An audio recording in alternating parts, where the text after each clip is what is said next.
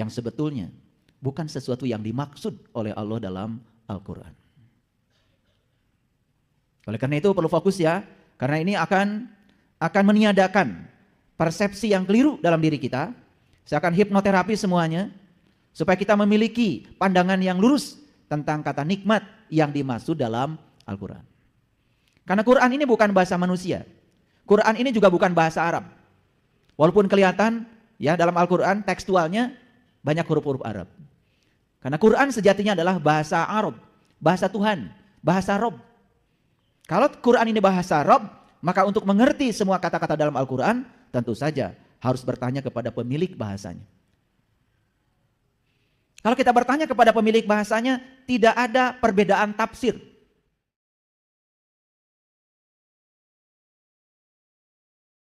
Bismillahirrahmanirrahim. Assalamualaikum warahmatullahi wabarakatuh. Salam sejahtera untuk kita semua. Om Swastiastu, Namo Buddhaya, salam kebajikan, Sampurasun. Rahayu Sagung Dumadi, semoga seluruh makhluk hidup di semesta ini, baik yang kelihatan maupun yang tidak kelihatan, di setiap ruang dan waktu, di semua tingkatan, senantiasa hidup berbahagia. Semoga kita semua yang masih diberikan pinjaman kehidupan selalu menjadi kepanjangan tangan Allah sesuai dengan janji kita untuk menyampaikan cinta kasih Allah kepada orang-orang yang butuh pertolongan. Selalu bisa menunaikan kewajiban kita dari hak hidup yang diberikan pada kita. Hidup itu adalah hak, tetapi menunaikan tugas dari Allah untuk menyampaikan cinta kasih Allah itu adalah kewajiban. Siapapun yang bisa menyeimbangkan antara hak dan kewajibannya, maka hidupnya pasti akan diliputi oleh keberkahan. Dan siapapun yang hidupnya penuh dengan konflik, penderitaan, kesusahan, keterpisahan dengan diri sejatinya, sebetulnya karena hidupnya itu belum seimbang antara hak dan kewajibannya.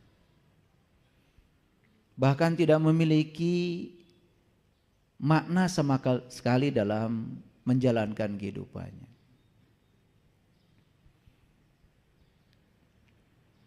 Kita sudah sering janji kepada Allah, apapun yang kita lakukan selalu dimulai dengan kalimat Bismillahirrahmanirrahim.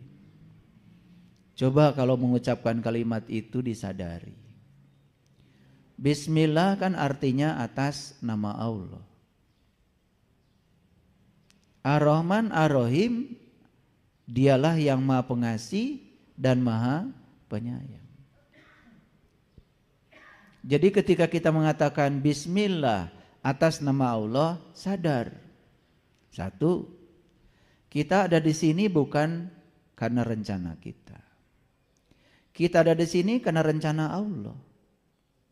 Dua, setiap pencipta menciptakan sesuatu, tentu saja yang diciptakan itu bukan untuk apa-apa kecuali untuk menyenangkan penciptanya. Jadi kita ada di sini itu bukan untuk menyenangkan diri kita, untuk menyenangkan Allah. Tiga, ketika kita menyebut atas nama Allah, sadar.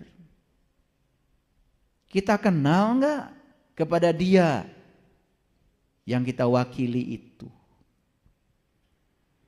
Kan tidak mungkin seseorang yang tidak mengenali orang yang diwakilinya pergi kemana-mana mengatasnamakan yang diwakilinya. Kan gak mungkin. Dan orang yang berkesadaran begitu mengatakan atas nama Allah, Sebelum dia mengatakan itu, tentu saja dia kenal dulu sama yang akan diwakilinya. Kita sudah terlalu lama hidup dalam ketidaksadaran. Kayak robot. Baca bismillah itu tanpa kesadaran. Tidak ada tanggung jawab sama sekali. Baca bismillah itu sedemikian beratnya bagi orang yang sadar. Apalagi kalau ditambah Ar-Rahman, Ar-Rahim. Atas nama Allah yang Maha Pengasih dan Maha Penyayang. Berarti kita ini harus menjadi kepanjangan tangan Allah, menyampaikan cinta kasihnya Allah. Sudah gitu belum hidup kita? Mengucapkannya terus menerus, tetapi kesadarannya tidak ada. Sehingga sesering itu kita mengucapkan kalimat Bismillahirrahmanirrahim, sama sekali tidak membangun kesadaran baru. Kayak patung kita itu. Hanya mengulang-ulang yang lama tanpa ada kesadaran. Sesuatu yang tidak sadar kan disebutnya mati.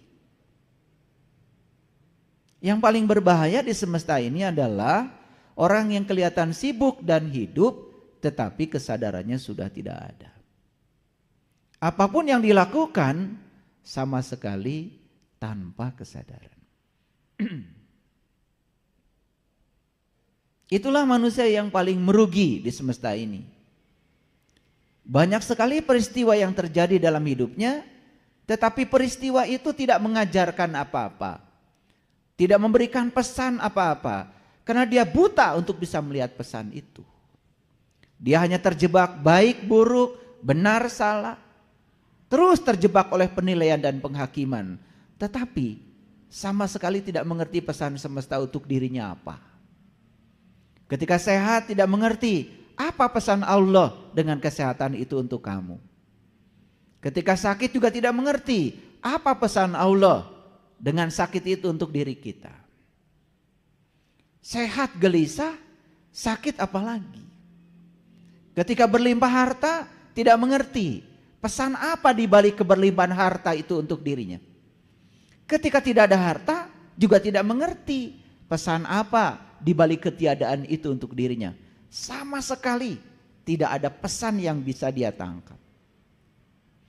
Padahal hidup adalah serangkaian pelajaran untuk dijalani agar kita paham. Jadi hidup itu serangkaian pelajaran untuk dijalani agar kita paham.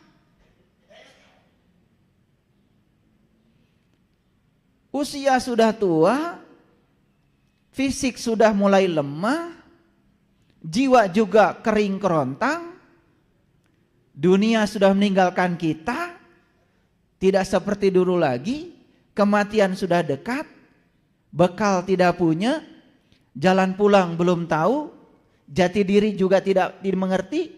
Waduh, hidup yang semacam itu adalah hidup yang tidak layak untuk dihidupi. Oleh karena itu, hari ini kita diundang oleh Allah untuk ada di sini. Dan yang hadir hari ini, saat ini bukan hanya yang offline. Tapi ribuan sahabat kita yang sekarang sedang mengikuti streaming. Lewat YouTube, lewat TikTok. Dan mereka sedang menikmati kajian ini. Kita doakan semoga semua orang yang mendengarkan kajian ini dibukakan pintu kesadarannya. Sehingga dia disembuhkan. Satu, dari penyakit buta batinnya. Dua, disembuhkan dari penyakit kulit. Karena mengerti sesuatu cuma kulitnya saja. Dan yang ketiga kita doakan semoga disembuhkan dari kematian kesadarannya. Karena hanya mereka yang sudah bangkit kesadarannya yang akan bisa menikmati hidup dengan sesungguhnya. Dan mereka yang berpura-pura sadar dan belum sadar, dia akan terombang-ambing dalam kehidupan ini oleh pasang surut kehidupan. Dan orang yang semacam itu sampai kapanpun tidak akan pernah menikmati kehidupan. Hidup menjadi sesuatu yang mengerikan. Hidup merupakan suatu ancaman. Hidup merupakan sesuatu yang berbahaya.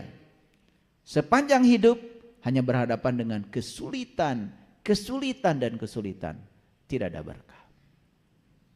Oleh karena itu, mari kita berterima kasih kepada Dia, Sang Hidup, terutama yang masih meminjamkan kehidupan kepada kita hari ini.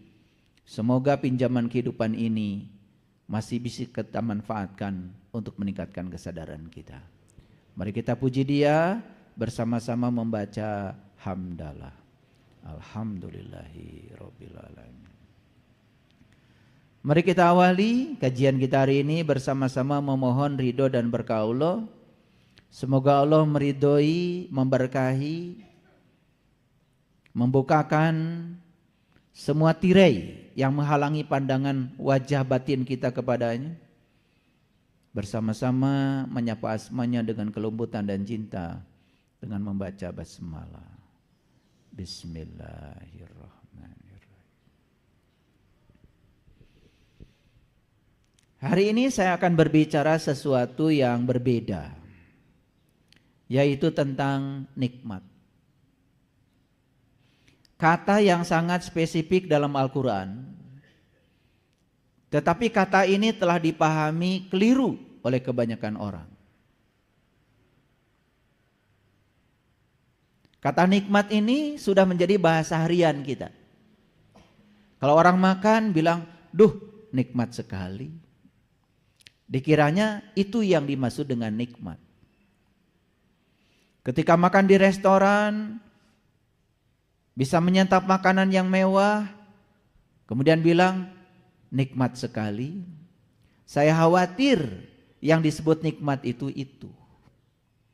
Ketika punya mobil baru, mengajak teman-teman untuk syukuran, judul syukurannya pun tasyakur binikmat. Ketika punya rumah baru, kemudian semua tetangga diundang. Pesan nasi tumpeng, makanan luar biasa berlimpah. Lalu pidatolah sang pemilik rumah dan menyampaikan pidato. Pidatonya adalah, kalian diundang oleh kami dalam rangka tasyakur bin nikmah, karena kami baru saja dikasih Allah rumah baru. Jadi kata nikmat ini sering dipakai untuk memberi judul sesuatu yang sebetulnya bukan sesuatu yang dimaksud oleh Allah dalam Al-Quran. Oleh karena itu perlu fokus ya, karena ini akan meniadakan persepsi yang keliru dalam diri kita. Saya akan hipnoterapi semuanya supaya kita memiliki pandangan yang lurus tentang kata nikmat yang dimaksud dalam Al-Quran. Karena Quran ini bukan bahasa manusia. Quran ini juga bukan bahasa Arab. Walaupun kelihatan ya dalam Al-Quran tekstualnya banyak huruf-huruf Arab. Karena Quran sejatinya adalah bahasa Arab, bahasa Tuhan, bahasa Rob. Kalau Quran ini bahasa Rob, maka untuk mengerti semua kata-kata dalam Al-Quran, tentu saja harus bertanya kepada pemilik bahasanya. Kalau kita bertanya kepada pemilik bahasanya, tidak ada perbedaan tafsir. Oleh karena itu tidak mungkin terjadi perbedaan pandangan dan pendapat. Perbedaan tafsir karena mencoba memahami Quran dengan logika. Ketika kita melampaui logika, memasuki kecerdasan semesta tanpa batas yang melampaui logika, yang disebut dengan intuisi, maka kita akan terbebas dari perbedaan pendapat. Makanya di kajian sebelumnya saya sudah menyampaikan, Allah berfirman, wa'tasimu bihablillahi jami'a. Berpegang teguhlah kepada habl itu tali, bihablillah tali Allah, jami'a semuanya. Kalau semuanya kita sudah berpegang pada tali yang sama, persis seperti mutiara yang berpegang pada tali yang sama, maka dia akan menjadi kalung yang indah. Dan ketika mutiara belum diikat oleh tali yang sama, berantakan, tidak indah. tidak bersatu. Tetapi begitu dia diikat dengan tali yang sama, dia jadi kalung yang indah, harganya mahal, dipakai oleh ibu-ibu, kelihatan tambah cantik. Paham ya? Gitu. Wa'tasimu bihablillahi jami'a, berpegang teguhlah kepada tali Allah seutuhnya. Nah, banyak yang tidak mengerti tali Allah itu apa. Allah meneruskan, wazkuru nikmatallah alaikum. Ingatlah nikmat Allah yang telah diberikan kepada kamu. Yang dengan nikmat itu, kata Allah, fa'asbahtum bin nikmatihi ikhwana. Dan dengan nikmat itu kami ikat kalian semua menjadi ikhwan, menjadi saudara. Kenapa sekarang manusia banyak bermusuh-musuhan? Satu agama saja banyak sekali madhabnya, banyak sekali alirannya. Bahkan satu madhab merasa lebih benar dan lebih mulia dari madhab yang lain. Lalu yang dimunculkan adalah ego madhab. Seakan-akan persaudaraan itu harus dikotak-kotak oleh madhab. Padahal semua kita awalnya satu. Harusnya kita tetap menjaga persatuan itu. Karena kebodohan kita, lalu kita menganggap saya paling benar dan di luar keyakinan saya semuanya salah. Itu tandanya dia belum ketemu tali itu. Yang sudah ketemu tali tidak mungkin meremehkan orang lain. Yang sudah ketemu tali yang ada dalam dirinya adalah rasa hormat pada perbedaan. Yang sudah ketemu tali dalam dirinya adalah welas asih pada siapapun, bahkan welas asih tanpa syarat, menyayangi siapapun. Jangankan orang yang baik, yang jahat saja pada dirinya tetap dikasihaninya. Itu orang yang sudah welas asihnya tanpa batas, tidak mengalami saldo negatif rasa welas asihnya. Dia sudah bisa nulung kanu butuh, nalang kanu susah, nyaangan kanu poeken, nganter kanu keeng. Sudah bisa ngahudangkeun kanu sare, bahkan bisa nepak kanu poho. Hidupnya menjadi penuh manfaat. Di setiap hela napasnya, yang dia lakukan adalah bagaimana membahagiakan semua makhluk. Bukan sekedar berorientasi pada kebahagiaan dirinya. Itu manusia yang ego.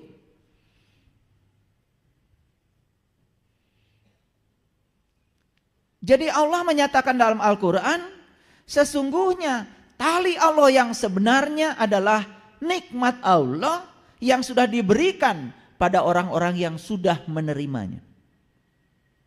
Jadi siapapun yang hidupnya masih bermusuhan, siapapun hidupnya masih banyak konflik,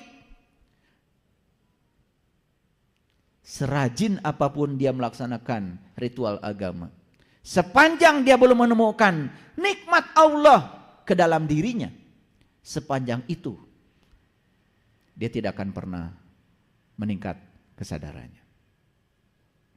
Jadi kita ulang dulu ya. Nikmat Allah yang sebenarnya apa? Tali Allah yang sebenarnya apa? Nikmat Allah. Nah, itulah yang akan kita bahas. Apakah setelah ini, apakah kita semua sudah dapat nikmat itu atau belum? Selesai kajian ini, semua Bapak Ibu akan bisa mengecek. Apakah saya sudah dapat nikmat yang dimaksud Al-Quran? Atau sekedar ngaku-ngaku seakan-akan sudah dapat nikmat. Karena salah persepsi tentang nikmat. Jadi kita tidak bisa membedakan mana enak, mana nikmat. Enak tidak sama dengan nikmat. Sama dengan hati, tidak sama dengan kolbu. Makanya orang-orang yang tidak mengerti sering mengidentikan seakan-akan hati sama dengan kolbu. Bahasa Arabnya hati itu bukan kolbu, kibdah, kobid. Makanya di pasar unta itu ada tulisan kobidul jumal, itu hati unta itu. Hati yang dimaksud adalah segumpal daging ada di sini. Itu. Dan itu bukan kolbu.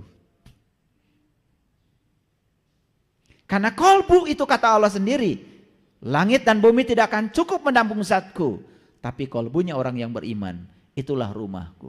Jadi kolbu yang sebenarnya adalah rumahnya Allah. Sering disebut Baitullah. Itu kata hadis qudsi, bukan kata saya. Baik. Jadi judul kali ini adalah nikmat itu abadi. Nikmat itu abadi. Sedangkan yang disebut dengan nikmat selama ini oleh kita yang bernama enak kan tidak abadi. Betul apa tidak? Saya akan cerita nikmat itu abadi. Kenapa? Ini kata Allah. Karena siapapun yang sudah dapat nikmat hari ini, dia akan merasakan nikmat itu ketika dia hidup, dan dia akan merasakan nikmat itu bahkan ketika dia sudah meninggal. Kenapa? Karena jiwa kita tidak akan pernah mati. Jiwa kita tuh abadi, seabadi ilahi. Yang mati itu cuma tubuh kok. Cuma tubuh. Dan jiwa kita tidak pernah mati. Jiwa kita akan hidup selamanya. Itu yang tidak disadari oleh kita. Karena ketidaksadaran kita lagi. Jadi sekali lagi, nikmat itu abadi. Selesai kajian ini, periksa diri kita semua. Apakah saya sudah dapat nikmat atau belum? Kalau belum, jangan ngaku-ngaku. Karena ngaku-ngaku itu tidak penting.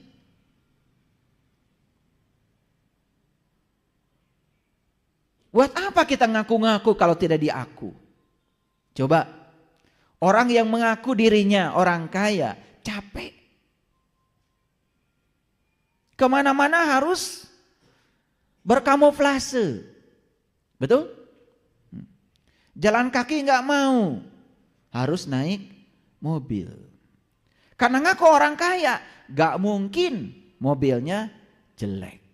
Betul nggak?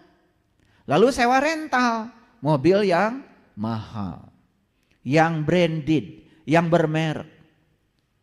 Demi untuk disebut kaya oleh orang lain. Dan orang kaya yang asli tidak pernah begitu. Bahkan orang yang asli kaya tidak pernah ngaku-ngaku kalau dia orang kaya. Penampilannya biasa, tetapi memang dia kaya. Orang yang beriman sungguhan gak ngaku-ngaku sebagai orang yang beriman, tetapi karakter dirinya sebagai orang yang beriman nampak dalam kehidupannya. Dan orang-orang yang ngaku beriman perlu pengakuan dari orang lain. Perlu dukungan dari orang lain. Dan orang yang ngaku-ngaku biasanya butuh pihak lain untuk diaku. Nah, kalau kita terus-menerus menjadi seperti itu, maka kita jadi orang lain. Sepanjang kita jadi orang lain, tidak menjadi diri sendiri, siap-siaplah kita sedang membakar diri kita sendiri. Betul apa tidak? Korek api itu, tahu korek api? Kan ada kepalanya tuh yang warna hitam. Ada tubuhnya tuh yang warna kuning. Betul? Pernah lihat ya? Pernah lihat. Itu sama saja dengan tubuh kita. Kepalanya itu melambangkan kepala kita, yang warna kuningnya, bawahnya itu melambangkan tubuh jasmani kita. Coba, kalau korek api itu digosokkan. Digosokkan kan? Begitu digosokkan, digesekan, gesekan kecil saja membuat dia menyala. Dan kalau sudah nyala, bukan hanya kepalanya yang terbakar, sekujur tubuhnya yang terbakar. Betul apa tidak? Sering melakukan itu. Sering cuma gak belajar. Padahal itu adalah sebuah analogi yang sangat luar biasa. Begitu kepala ini tergesek, terbakar, maka semua tubuh terbakar. Maaf ya, gosong kayak gini. Apa yang terbakar? Yang terbakar bukan kepala yang luar, yang terbakar adalah isi kepala yang bernama pikiran. Maka siapapun yang selalu mengizinkan pikirannya terbakar, coba, orang lain tidak sesuai yang kita mau, terbakar. Orang lain menghina kita, terbakar. Bahkan orang lain memuji kita pun terbakar kita. Terbang sampai nggak sadar. Ini kalau saya perhatikan, maaf ya. Saya tuh kalau lihat gini jelas sekali itu. Jadi gosongnya itu kelihatan gitu. Ini yang sering terbakar itu gosong. Gosong. Mau dibedakin kayak apa saya nggak bisa ditipu. Mau tebalnya kayak apa nggak bisa ditipu. Karena apa? Karena kalau saya melihat bukan luarnya, saya melihat kalian dalamnya. Ih. Kayak uka-uka.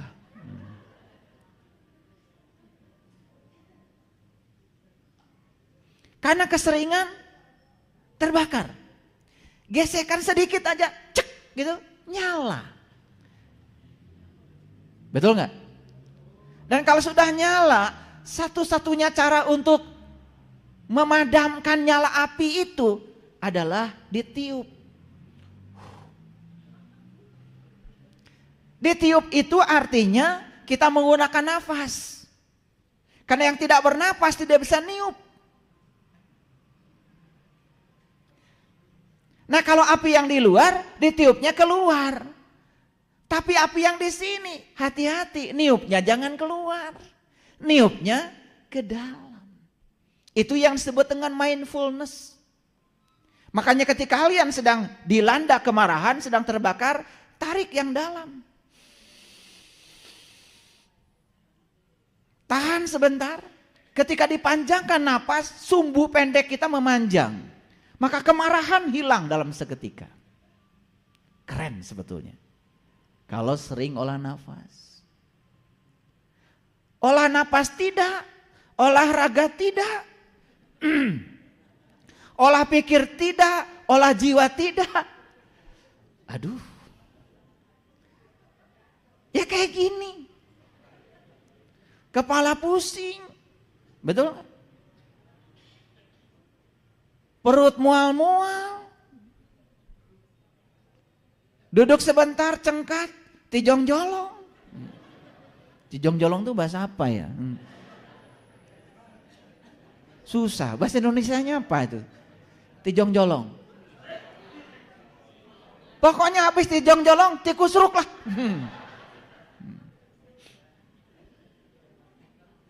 Itu.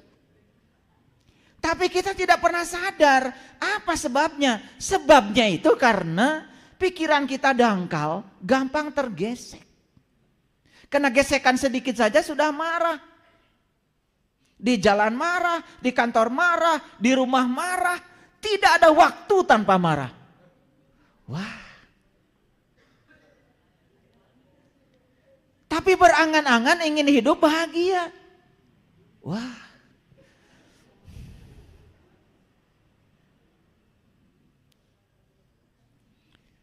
Saya kalau udah ngomong begini tuh suka kasihan sama kalian itu. Udah dandan. Wah. Sateker kebek. Wah, sateker kebek apa bahasa Indonesianya ya? Iya. Baju sudah yang paling bagus. Tas yang paling bagus. Kerudung paling bagus. Lipstick juga udah yang paling mahal. Ditanggung luntur. Ya. Tetap saja. Itu tidak bisa meniadakan diri palsu kita. Ngakunya orang beriman, tetapi tidak ada ketentraman batinnya. Dikit-dikit jengkel, begitu ada yang tidak sesuai dengan keinginan marah. Bahkan kemarahan itu dibalut dengan pakaian agama. Mengerikan. Jadi seakan-akan Tuhan itu boleh yang menyuruh dianya marah. Allahu Akbar. Halalkan darahnya. Wah. Tuhan macam apa yang menghalalkan darah sesamanya? Bukannya Tuhan cuma pengasih, maha penyayang? Jadi aneh. Itulah kedangkalan dan sangat berbahaya. Sangat berbahaya. Ini kepala korek ini yang paling berbahaya. Ketika pikiran kita tidak disadari, tidak diterangi oleh kesadaran, ketika pikiran kita gelap gulita, belum menemukan cahaya ilahi, belum menemukan gurunya yang bernama kesadaran, maka selamanya kita akan dikendalikan oleh pikiran kita. Dan pikiran yang mengendalikan diri kita yang gelap tadi itu yang namanya ego. Sehingga kita menjadi diri-diri palsu. Jadi jangan sakit hati kalau tiba-tiba saya bicara tentang diri palsu hari ini. Karena nggak mungkin saya bicara itu kalau tidak ada yang palsu di sini. Saya juga nggak tahu. Pokoknya ini mengalir saja. Saya minta bimbingan. Makanya setiap kali saya mau kajian, saya sambungkan kecerdasan semesta tanpa batas saya kepada Dia yang Maha Cerdas. Jadi yang keluar ini, maaf. Jadi kalau habis kajian, kok saya banget? Ya alhamdulillah. Kok tadi kajian nembak saya betul? Itulah cara Allah mengajarkan kita. Gitu.